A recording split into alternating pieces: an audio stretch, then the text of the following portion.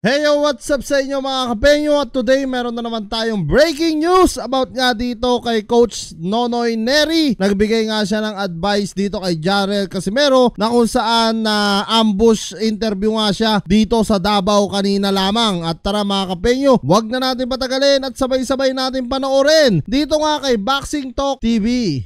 Good evening po, Coach Nonoy Neri, one of the legendary coach of MP Promotion. Oo, matibay yan, Coach Neri. At nandito po tayo sa Okada ngayon. Sir, Coach Nonoy Neri, dati nyo pong hawak si General Casimero. Ano po bang masasabi nyo sa naging karir niya? Sa akin pong opinion, parang downward spiral ang nangyari sa kanyang karir. May talento, kaya lang medyo sabi ng maraming madlang people, ay parang napapapunta doon sa mga maling mga tao. Parang maling ganun, mga tao. po ng iba.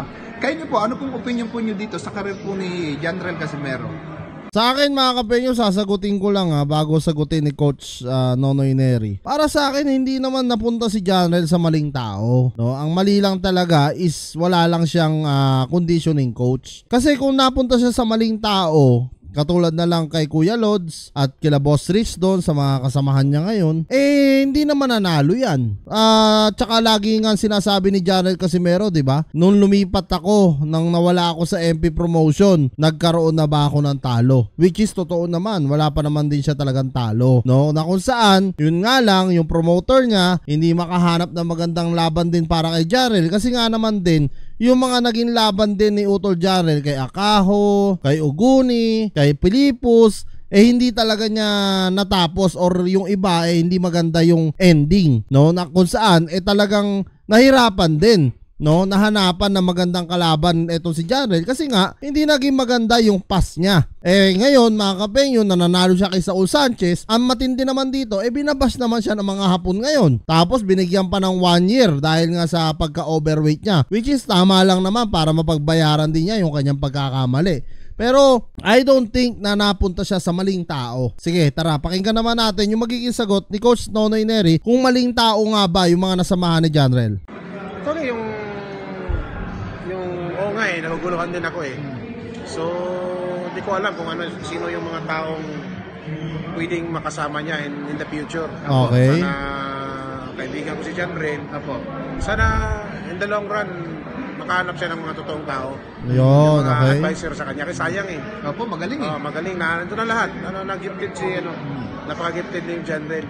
So, totoo naman talaga yung sinasabi ni Coach Nonoy Neri, no? Hanapin niya yung totoong tao, which is totoo naman tao yung mga kasama niya. Unang-una, kapatid niya yon. Hindi naman siguro siya ilalaglag ng sarili niyang kapatid, di ba? Pangalawa, yung mga nasa paligid niya, okay din naman, no? Kumbaga, sinasamahan siya. Actually, kita nyo naman yung last na vlog ko, di ba? Nag-training pa sa legal na kamao itong si Utol Jarrell Casimero, no? Ang talagang napapansin at nakikita ko lang talaga dito mga kapenyo, conditioning coach at magandang promoter, no? Yun lang yung napapansin ko na kulang dito sa Team Casimero, no? Kailangan nila ng malupit na promoter na talagang kayang-kayang bigyan siya ng magandang laban. At pangalawa, yung talagang conditioning coach niya talagang mahigpit na talagang lahat ng rules, lahat ng mga kakainin niya dapat talagang jeta siya para pagdating ng weight in, ng timbang, hindi sumabit ng ganito.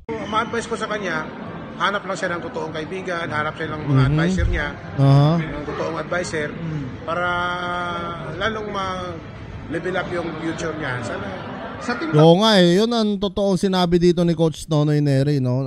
Maghanap talaga siya ng mga talaga magagaling na advisor din, no? Para mapayuhan talaga siya, no? Kasi sa totoo lang, sayang talaga ang karera ni Utol Jarrell. Ngayon 35 years old na siya, going to 36. Ilang taon na lang, no? Gaya nga na sinasabi ko sa mga ilang vlog ko noon, ilang taon na lang matatapos na ang karera ni Jarrell Casimero. Kaya sana talaga porsigihin na nila ngayon pa lamang na maganda yung record niya dito kay Saul Sanchez. Porsigihin na nila, no, na makahanap ng mga magagandang laban etong si Utol. Sayang talaga alam nyo, sa totoo lang, napakadami nanghihinayang sa karera ni Utol Jarrell kasi gifted magaling si Utol talaga, magaling si Jarrell. Ang po niya nitong nakaraan na laban sa Japan kay nakalimutan ko yung kalaban niya. Ano po masasabi niyo po? Okay, Sanchez pala. Ako, expected ako doon. Talagang Jarrell ako. Knockout, Knockout yun. Alam ko si Jarrell Yes. Pag nakapag-ensayo yan, talagang may paglalagyan talaga. Kita nyo naman ha, talagang bilib pa rin talaga si Coach Nonoy Neri dito kay Janel Casimero, no? Na kung saan pag nakapag-insayong araw talaga, etong si Janel, may kalalagyan talaga yung kalaban niya. What if pa kung kay Naoya Inoue na versus Janel, no? Sigurado, paghahandaan ito ni Utol Janel Casimero dahil yan yung pinapangarap niyan laban talaga na matagal niya nang gusto. Kaya sana talaga, no? Talagang matuloy na itong Naoya Inoue versus Casimero. Sa timbang niya po, Coach Nonoy Neri, talagang medyo nahihirapan siya, no? Kumuha. Hindi, kaya niya yun. Kaya. Kaya niya. Nagkumpiyansa lang siya. Kaya niya yun. Okay. Kumpiyansa lang Ayun. siya. Kaya niya yung tiba. So talagang maski si Nonoy Neri nga mga kapenyo, no, naniniwala siya na kayang abutin ni Janel Casimero yung timbang na 122 pounds. Nagkaroon lang ng kumpiyansa ng araw etong si Janel. Dito kaya niya.